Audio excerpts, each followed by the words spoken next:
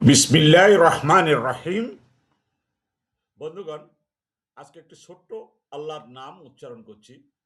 যেমন আমরা প্রত্যেকটা ভালো কাজে যেটা বলার উচিত বা আমরা বলে থাকি, তার অর্থ, তার কার্যকারিতা সম্পর্কে আপনাদেরকে জানানোর চেষ্টা করছি। আমার সাথেই থাকবেন, চ্যানেলটি সাবস্ক্রাইব করবেন, শেয়ার করবেন অন্যদেরকে জানানোর জন্য। মাশাআল্লাহ একটি ছোট শব্দ, অথচ ভরপুর বরকত। মাশাআল্লাহ আমরা প্রায় এই শব্দ শুনি বা বলি। কখনো কি ভেবে দেখেছি এই শব্দটির গভীর অর্থ কি? মাশাআল্লাহর অর্থ হলো আল্লাহ যা চেয়েছেন তাই হয়েছে। অর্থাৎ কোনো সুন্দর কিছু, নেয়ামতপূর্ণ কিছু বা প্রশংসনীয় কিছু দেখলে আমরা স্বীকার করি এটা আল্লাহর দান, আল্লাহর ইচ্ছাতেই সম্ভব হয়েছে।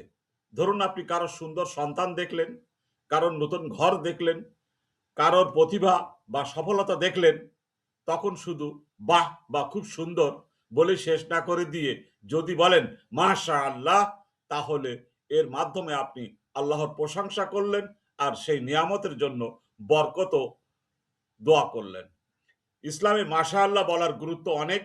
পবিত্র কোরআনে আল্লাহ তাআলা সূরা কাহফে এক ব্যক্তিকে শিক্ষা দিয়েছেন, যখন তুমি তোমার বাগানে প্রবেশ করো তখন বলো মাশাআল্লাহ লা কুওয়াতা ইল্লা বিল্লাহ। অর্থাৎ আল্লাহ যা চেয়েছেন তাই হয়েছে, আল্লাহর সাহায্য ছাড়া কোনো শক্তি নেই। অনেক সময় মানুষের নজর, হিংসা, ক্ষতির কারণ হতে পারে। তাই কোনো সুন্দর জিনিস বা সুখের অবস্থা দেখলে মাশাআল্লাহ বলা সুন্নত সুলভ আদব। এটি শুধু একটি শব্দ নয়, বরং একজন মুমিনের বিনয়, ঈমান ও আল্লাহর প্রতি কৃতজ্ঞতা প্রকাশ। আজ আমরা অনেক কিছু দেখি, প্রশংসা করি, ছবি তুলি, পোস্ট করি, কিন্তু মাশাআল্লাহ বলতে ভুলে যাই। অথচ এই ছোট্ট শব্দটি হতে পারে বরকতের কারণ। তাই আসুন আজ থেকে সুন্দর কিছু দেখলেই বলি মাশাআল্লাহ, কারণ সব সৌন্দর্য, সব নিয়ামত, সব সফলতা আল্লাহর পক্ষ থেকেই আসে।